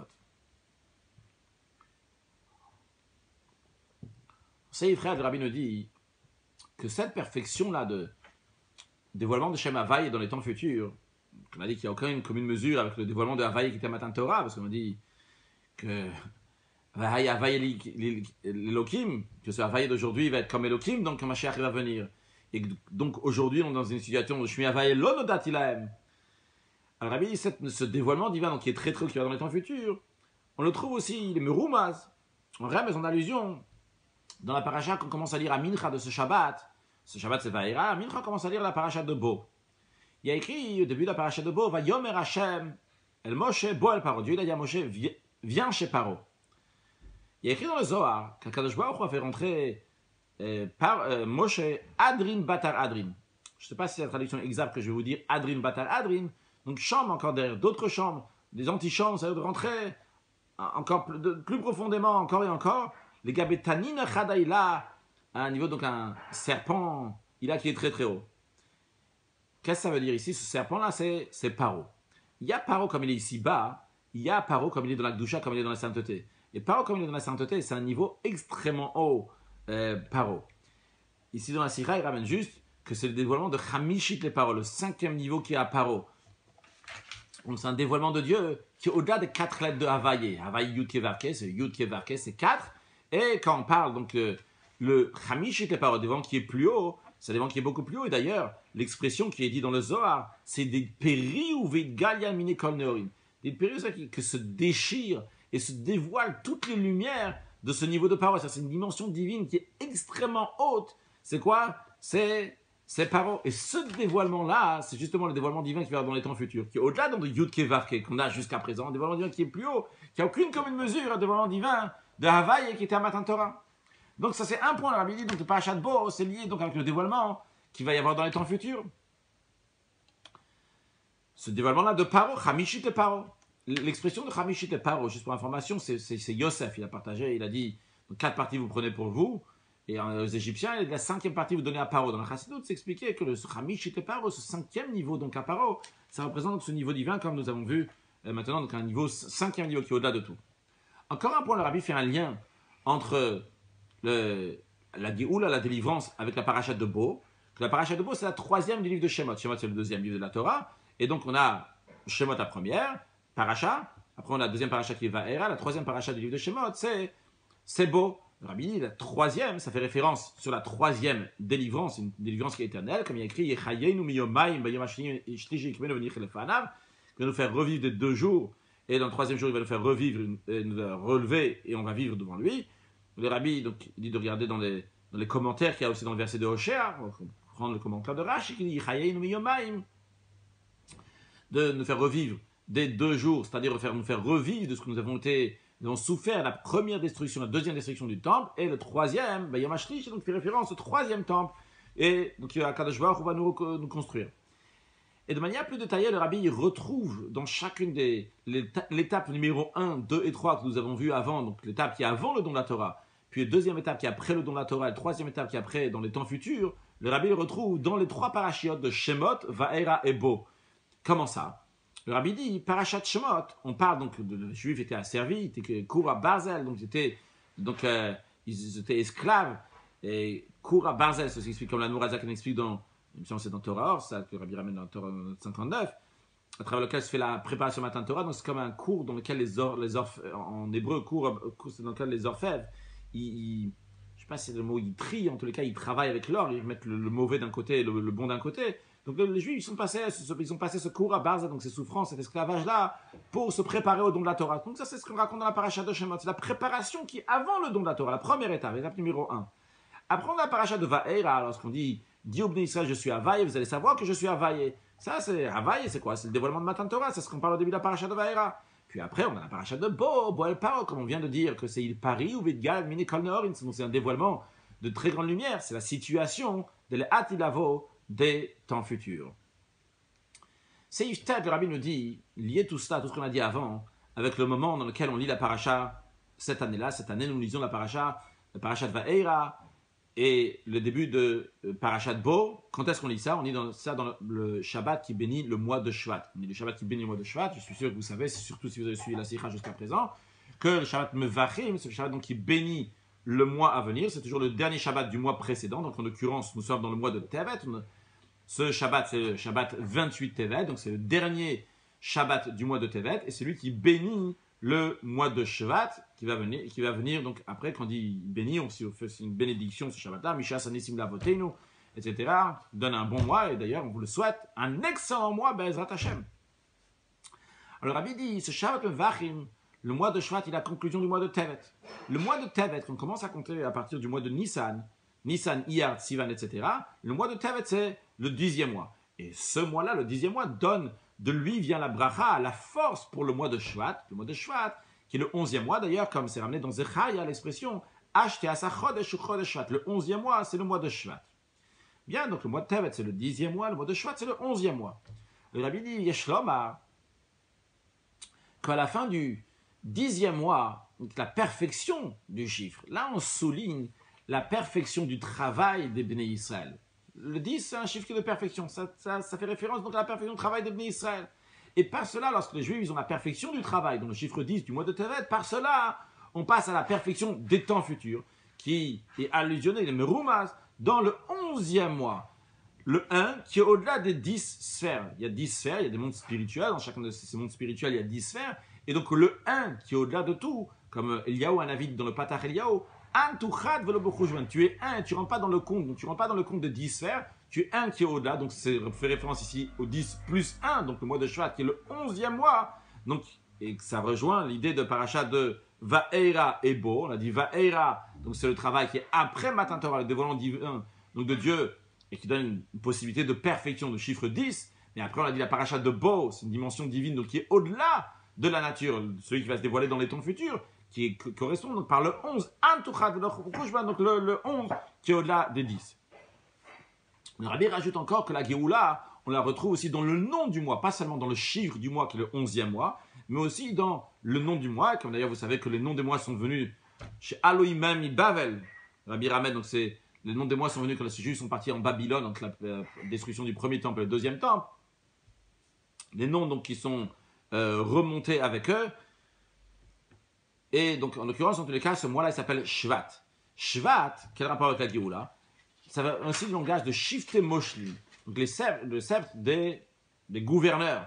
Et quand on dit gouverneur, on parle particulièrement de gouvernement de royauté de David, comme il y a écrit à propos de David dans la paracha de Vaïchi, il y a écrit dans Yehuda, donc, duquel descend David, il y a écrit le Yasso Shevet mi Yehuda, qui ne va pas être enlevé le sceptre de Yehuda, comme Rachid explique, que ça veut dire à partir de David, toujours ça sera dans les mains de Yehuda, tribu de Yehuda. Ce sont les Rashi Galouyot, les chefs qui sont en exil, donc qui sont à Bavel, en Babylone, qui sont en exil avec le peuple juif, chez Rodinetam Beshevet, qui, on va dire, qui frappe, qui dirige, pour être plus gentil, qui dirige le peuple avec un bâton. C'est les chefs, les gouverneurs.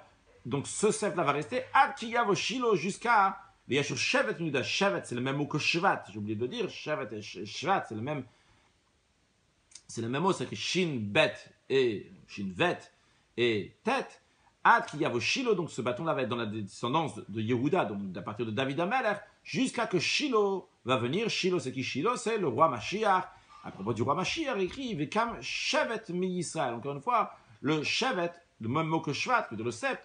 Donc ce bâton, comme là-bas on dit aussi, un roi qui est rodé au Moshel, donc qui dirige, qui gouverneur. De qui s'agit-il? Il s'agit, comme le Rambam dit, c'est Melech HaMashiach, c'est le roi Mashiach. Donc ça c'est un point dans lequel on voit plusieurs fois l'expression de Shevet, qui parle donc du roi Mashiach, Shvat, Shevet. Donc ça fait référence à Mashiach. Un deuxième point aussi, le Rabbi dit pourquoi Shvat c'est lié. Parce que le mot de Shvat, encore une fois de Shevet, ça veut aussi dans l'expression d'une branche d'arbre. Et comme il écrit, il va sortir un rameau du tronc de Yishai. Yishai, c'était le père de David Amelech. Un rameau, donc il va sortir de lui. Netzer Misharash Ifr, on va traduire Netzer par les fruits de ses racines va fructifier. D'ailleurs, un peu plus loin, 3 versets après, il a aussi écrit ça parle de Mashiach aussi qui va frapper la terre. C'est-à-dire, s'il faut, il va diriger les choses, juste par le bâton de sa bouche. Et en tous les cas, le commentaire là-bas de Metsuda David explique ce verset-là, de ce Choter Migazaïch, il dit Yatsa Shevet Melucha va sortir une tribu de royauté de la descendance de Yishai, qui est la descendance de laquelle vient David. C'est qui? C'est le Melech HaMashiach. Dans tous les cas, donc Shvat, c'est le Melech HaMashiach, et parce que c'est un rapport donc à Shvat, dans Shavet, donc qui est un bâton donc gouverneur du roi Mashiach, ou bien que ce soit parce que c'est une branche d'arbre qui se traduit aussi donc dans le sens du Radak, du Metsuda David, pardon, ça se traduit donc il y a sa Shavet Melucha, donc un tribut de Melucha, de royauté. C'est Ifiot de Rabbi dit, tout ça c'est souligné encore plus dans notre génération, que le 10e jour du mois de Shvat, que d'ailleurs le verset dit à Siri Kodesh, donc le 10e va être saint, en réalité le 10e va être saint, c'est donc tous les mois que le 10e est saint, mais à plus forte raison lorsqu'il s'agit du 10e, dans le 11e mois, donc le 10e jour du mois de Shvat, c'est la Iloula le Rabbi dit donc de mon beau-père, le Admour de Sidoreinu, le chef de la génération. Et d'ailleurs, dans la note 74, le Rabbi dit il y a aussi un lien. On sait que les 12 mois de l'année sont liés avec les 12 tribus. Et Yosef, c'est l'avant-dernier des 12 tribus. Donc c'est le 11e Yosef. Ça correspond avec le 11e mois. Donc d'où la Iloula du Rabbi précédent, le 11e mois, donc dans le mois de Shvat. Et donc Yosef, ça correspond avec le mois de Shvat. Alors le Rabbi dit, donc c'est quoi le Inyan de Hiloula? Hiloula, comme l'Admour Azaken, il dit dans le Tanya, que toutes les actions d'un tzaddik, tous les enseignements d'un tzaddik, tout le travail d'un tzaddik qu'il a fait pendant toute sa vie, le jour de sa Hiloula se dévoile. Ça éclaire. Et ça s'éclaire pas seulement là-haut, mais après ça vient du haut vers le bas et ça fait Poel Yeshua Bekerev Haaretz avec des choses merveilleuses ici sur terre. Donc ce que l'Admour Azaken, il explique dans le Tanya, avant de continuer, je vois, il y a plusieurs notes ici que le Rabbi parle. Il dit dans la note 75, le Rabbi dit, il parle de ce que l'Admour Azaken dit dans Tanya, le Rabbi dit que ce Shabbat, savez que chaque Shabbat, il l'élève tous les jours de la semaine. Et dans les jours de notre semaine, nous avons le Chavdalet Tevet, le 24e jour du mois de Tevet. C'est le jour de Hilula du Admour Hazaken. Donc, ce Shabbat, c'est lié avec l'Admour Hazaken. Encore une chose, le Rabbi dit que Chavdalet Tevet, c'est aussi lié avec la Géoula, avec la délivrance. Tevet, le Rabbi dit, la Gemara dit que c'est Yareach Shagouf Neademinagouf, un mois dans lequel le corps profite du corps. Là-bas, la Gemara parle dans Megillah à propos du roi Achashverosh, que Dieu lui a présenté Esther dans le mois de Tevet particulièrement, un mois qui fait froid, donc que le corps de Achashverosh va profiter du corps de Esther. Donc là-bas, l'expression de la Gemara, c'est Agouf Neademinagouf, que le corps profite du corps. Le Rabbi explique ça dans le sens spirituel, c'est la perfection de Yichud, de l'union entre le Gouf qui est là-haut, le corps qui est là-haut, faisant référence en image évidemment à Dieu, à l'essence de Dieu, avec le corps qui est ici-bas, donc l'essence du peuple juif. Et dans ça même, le Rabbi dit, il écrit, dans le prophète, il dit, le samedi Kadkod Shimshotair. Donc ça fait référence à ce qu'il va y avoir lorsque Mashiach va venir écrire l'expression de Kadkod, sans rentrer dans qu'est-ce que ça veut dire dans le sens simple des choses, mais sur le plan spirituel, il écrit Kadkod, et c'est deux fois l'expression de Chavdalet. Et c'est exprimé dans Chassidut, ça représente à deux dévoilements divins, un dévoilement divin qui vient du haut vers le bas, un dévoilement divin qui vient du bas vers le haut. Donc il y a l'union aussi bien du haut avec le bas, de l'essence de Dieu avec l'essence du juif, et l'essence du juif avec Akadosh Baruch Hu. Donc Tevet, c'est le Etzem, ça représente l'essence du corps de Dieu et le corps du juif, le Etzem de Dieu et l'essence du juif. Et dans Chavdalet, le Chavdalet, ça représente donc ces dévoilements dans les deux sens. Et quand est-ce que ça se fait? C'est la perfection de ça. C'est le Chafret Tevet, le 28 Tevet, qui montre sur la force du mois de Tevet, la particularité du mois de Tevet. Et dans la note, ce qu'on appelle Ahar Abeshula Gilion, le Rabbi dit que le 28 Tevet, c'est l'anniversaire de ma mère, mon enseignante, Imimorat Yala Shalom, qu'elle s'appelle Chana, Al-Shem sur le nom, Choulou, etc., sur le nom de quelqu'un, le Rabbi dit pas qui, jusqu'à le nom de la mère de Shmuel. Et la mère de Shmuel elle conclut sa prière, Ve'iten os de Malko, qui donne la force à son roi, Ve'yarem Karem Meshicho, et qu'il élève évidemment la corne, la force de son Mashiach. Après, on a fait ces notes-là, c'est des notes qui sont dans la Sikha, il faut les apprendre. On voit ici dans des petits trucs, a priori, moi, Tevet, Ravdal, Tevet, El Chana. Le Rabbi nous apprend ici comment vivre avec Mashiach. Il y a des petites choses a priori. Bon, comme ça, que tu passes Tevet, il y a on se unit avec Akadosh Baruch Hu. Ravdal, Tevet, 4 codes. Et le corps de Tevet, le corps de tête, la mère Chana, tu vas jusqu'à chercher Chana. Prière de Chana, que dans sa prière, elle parle du Mashiach. Continuons dans la Sira. Le Rabbi dit donc là, le jour de Hilula, c'est un jour dans lequel tous les choses de tzaddik s'élèvent et ils ont une influence ici sur terre. Et le Rabbi dit, c'est pas seulement qu'ils ont une influence sur terre, donc maintenant, mais en plus, ils donnent la force aussi pour que ça va continuer la tzmicha, parce qu'ils ont, entre guillemets, planté leur Torah en mitzvot.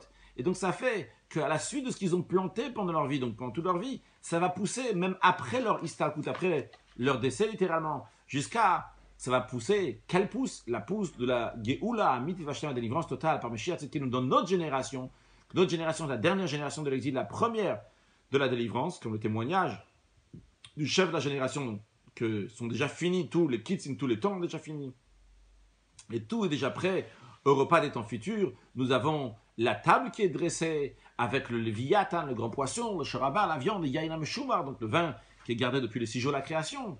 Et le Rabbi rajoute, il dit, Yeshlomar, que le moment qui est lié avec la Hilula, donc le 10 Shvat, donc les 70 ans que le Rabbi précédent a vécu, puisqu'il a vécu depuis Tavresh même jusqu'à Tavshin Yud, en français ça donnerait 1880 jusqu'à 1950, donc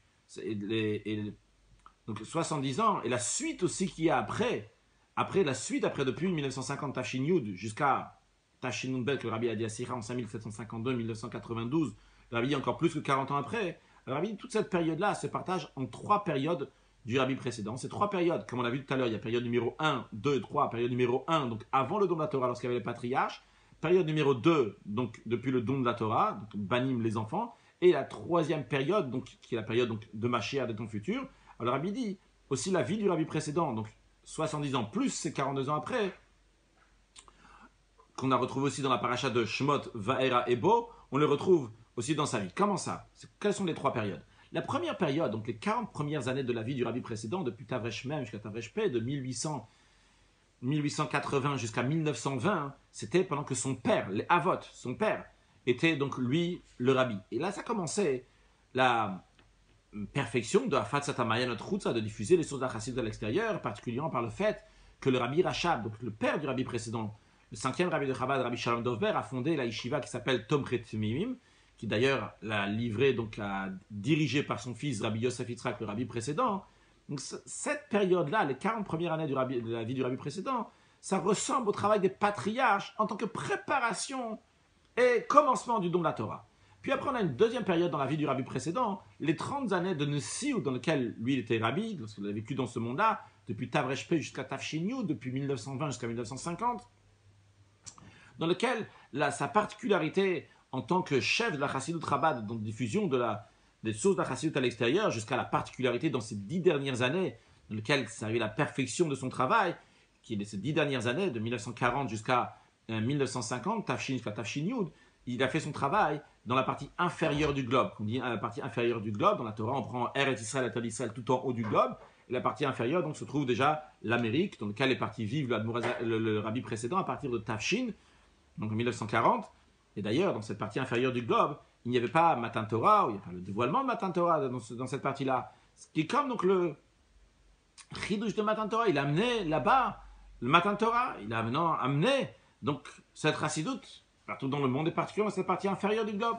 Et troisième période dans sa vie, c'est comment ça a continué après sa Istak, ou après son décès. Quand est-ce que ça a commencé? Ça a commencé le 11e jour du 11e mois de l'année 5711. Le rabbi souligne 3 fois la chiffre 11. Le rabbi fait référence clairement à lui-même lorsqu'il est devenu rabbi. Et c'est vrai que chez les Chassidим, on dit souvent Yud Shvat, Yud Shvat.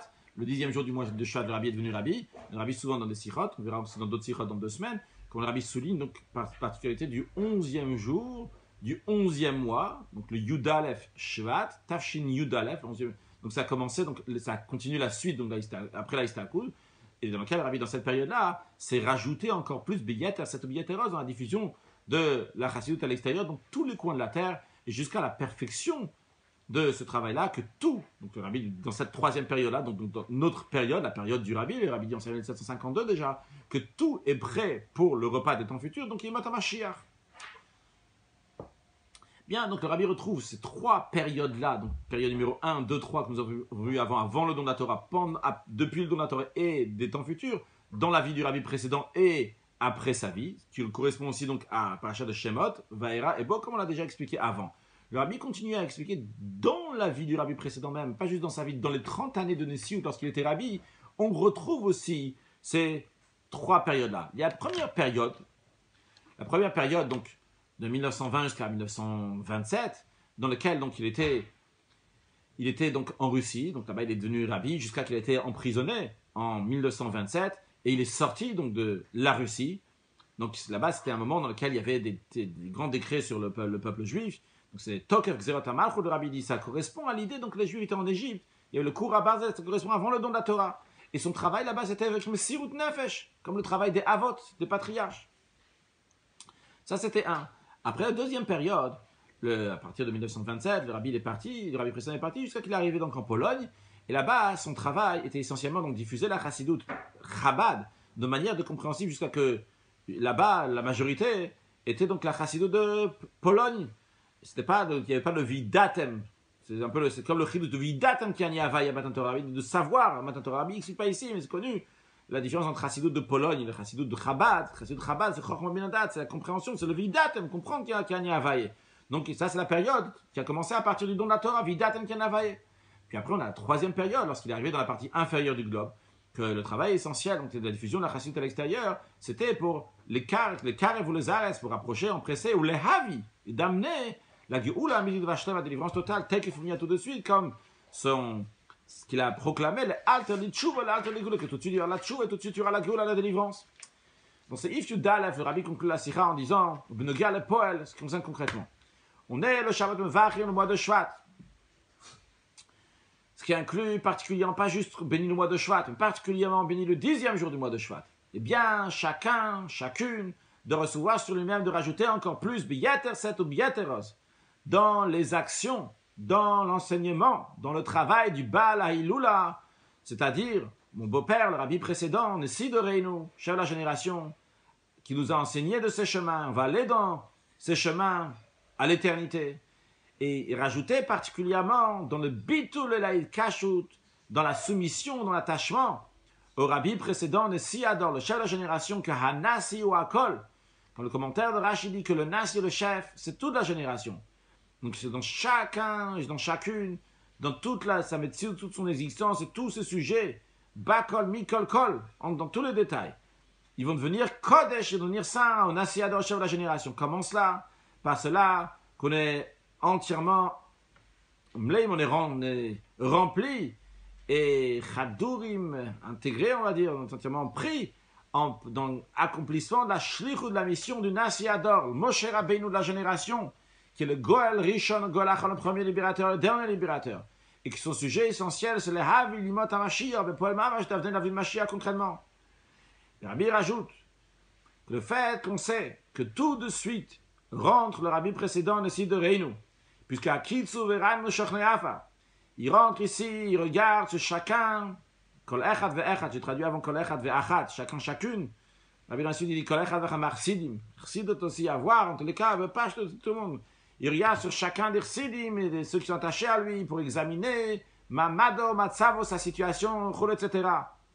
Le fait même qu'on réalise ça, le Rabbi nous dit, ça éveille, ça influence de conclure et de faire le Hashlim aussi, donc de Shlem, de parfaire, même une perfection, mais c'est quelqu'un qui a déjà fait bien. Tout le Maseinu, toutes nos actions, tout notre travail. Le Rabbi dit que Daï Venachon serait bien de faire des Farbringen particuliers, commençant de ce Shabbat Mevachim Chodesh Shvat, en plus du Farbringen de chaque Shabbat, qu'il est dit à propos de la paracha de Shabbat, dans la paracha de Vayakel Moshe, qu'il a Hakil, qui Hilot Bechol Shabbat, qui veut rassembler des communautés dans chaque Shabbat, veut rentrer dans Bate Knesiot ou Bate Midrash, de rassembler dans la synagogue et dans les lieux d'études pour apprendre Torah l'Arabim. Le Rabbi donc il veut faire un Hitval ou un Farbringen dans chaque Shabbat. Le Rabbi dit particulièrement, donc notre faire de Farbringen, donc à partir de ce Shabbat-là, Mevachim Chodesh Shvat, et continuer donc, non, excusez-moi, on veut dire en plus de Farbringen qu'il y a chaque Shabbat, et particulièrement donc Rosh Chodesh Shvat, le Rabbi dit en plus du fait que c'est la coutume dernièrement de faire chaque Rosh Chodesh un Farbringen, le Rabbi dit Be'ashtas HaChodesh Be'echad LaChodesh, c'est le 11e mois, donc le premier jour du mois, Oil Moshe Baer et la Torah, comme Moshe Rabbeinu il a expliqué toute la Torah, c'était Rosh Chodesh Shvat, il a expliqué la Torah en 70 langues, et que d'ailleurs, Rabbi rajoute en parenthèse que c'était le travail du Baal HaIlula, donc du Rabbi précédent, on a diffusé la Chassidoute à l'extérieur en 70 langues, il a traduit beaucoup de livres de Chassidoute. Le Rabbi dit donc de faire des Farbringen pour éveiller, renforcer, Ishedreo, chacun va renforcer son ami dans tout ce qu'on a dit avant. Ce qu'on a dit avant, c'est l'attachement au Rabbi précédent, dans ses actions, etc. Et particulièrement d'empresser et de faire venir la Goulotek et Fumiyad. Encore une chose, le Rabbi dit aussi d'éveiller, de préparation, de faire des Farbringen du 10e jour du Shvat, que sûrement le Rabbi dit, c'est sûr que ça va être avec le Baal HaIlula, avec le Nessi de Reinu à notre tête, et Moshe et Aaron, même qu'on voit dans la paracha, c'est Moshe et Aaron qui sont là donc pour faire sortir le Bnei Israël d'Égypte, puisque tout de suite, ce Shabbat-là, la paracha de Vaera, déjà avant même qu'on lit la paracha de Bo, on va sortir tout le Bnei Israël de l'exil, avec nos jeunes, avec nos vieux, avec nos garçons, avec nos filles, comme on lit dans la paracha de Mincha, de paracha de Bo, on lit ce passage-là, et dans l'expression du Midrash, que Rouven et Shimon, ils vont sortir, ils vont remonter de l'exil, c'est-à-dire qui fait référence à que tous les Juifs vont sortir de la galoute, de l'exil à la Géoula, la délivrance, ce qui inclut aussi donc la Lia des Bnei Israël qui vont tous s'élever au niveau des patriarches, le Etzem des Bnei Israël, l'essence des Bnei Israël, comme ils sont une seule chose avec Dieu, et dans ça même, Be'ilou Yachraïlou d'élévation infiniment, comme il est écrit, Yalchom Echaïl El-Chaïl, qui vont aller de force en force, jusqu'à que Yiraïl El-Kim Betzion va se montrer, on va voir Dieu à Yerushalayim, dans le 3e temple, Bet Shlishi va Meshulash, le Migdash Adnei, Kol No Yadecha, donc cette sikha, Rabbi nous a montré notre qualité donc de nous, des enfants qui sont, mais ne pas oublier qu'on prend la force des Avot. Donc évidemment, on sait qu'on a nos forces à nous, un Chassidé à sa force, ne pas oublier que la force d'un Rebbe, que le Rabbi dit à la fin, donc il faut avoir l'aide Kashout, et le bitou de l'aide Kashout, on a si adore se préparer à Yud Shvat, aussi se rappeler donc que on a une mission spéciale que le Rabbi nous donne dans notre génération, d'Orashvi, la 7e génération. Mais ne pas oublier que ça vient aussi avec la force de Rishon, du Alter Rebbe, du Tanya, etc. Il y a un lien entre notre génération et les générations précédentes. Donc, on prend la force mais concrètement, le tach, c'est le concret, c'est nous qu'on va l'amener jusqu'à Atila Vovehaya Vayel Elokim, qu'on va voir le Yidgal, le développement du Etzem dans le monde entier. Now, Mamash, excellente journée.